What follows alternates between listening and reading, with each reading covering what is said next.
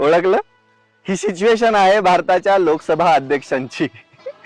इकडे ह्यांचा स्वतःचा पक्ष सत्तेत आहे, मग ते असं करतात, हा बोलिये, आप बोलिये. आणि इकडे विरोधी पक्ष आहे, ह्यांनी काय बोललं की आप बैठिए, आप बैठिए, आप बैठिए.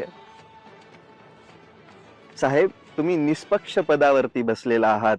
लोकशाहीमध्ये लोकसभा अध्यक्ष पद म्हणजे निष्पक्ष पद असतं. प्रत्येकाला समान न्याय देण्यासाठी तुम्ही तिथं बसलेला आहेत. पण आज खूप खेदाची गोष्ट आहे, जेव्हा जेव्हा तुमच्या कामकाज आम्ही बघतो लोकसभेचं, तेव्हा तुम्ही इकडं बघितलं की हसत असतात आणि इकडं बघितलं की असं रागात असतात. हे नेमकं कशासाठी? साहेब, तुम्ही कोणत्याही पक्षाचे असा, त्याच्याशी घेणं देणं नाहीये, पण तुम्ही लोकसभा अध्यक्षांच्या खुर्चीवरती बसल्यानंतर तुमचा पक्ष, तुमचं पद हे तुम्ही घरी सोडून यायचं असतंय. पण त्या लोकसभा अध्यक्ष पदावरती तुम्हाला निष्पक्ष राहूनच काम करावं लागेल. प्रत्येक वेळेस विरोधकांना डोळे वटारणं आणि सत्ताधाऱ्यांकडे बघून हसणं हे तुम्हाला शोभत नाही. याच्यामध्ये तुमचा दुटप्पीपणा दिसत आहे. याच्यामध्ये तुम्ही कोणाचे आहात ते दिसत आहे.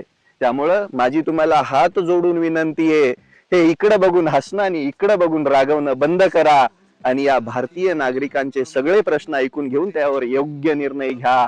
हीच अपेक्षा आहे. आता तरी सुधरा, एवढीच विनंती आहे.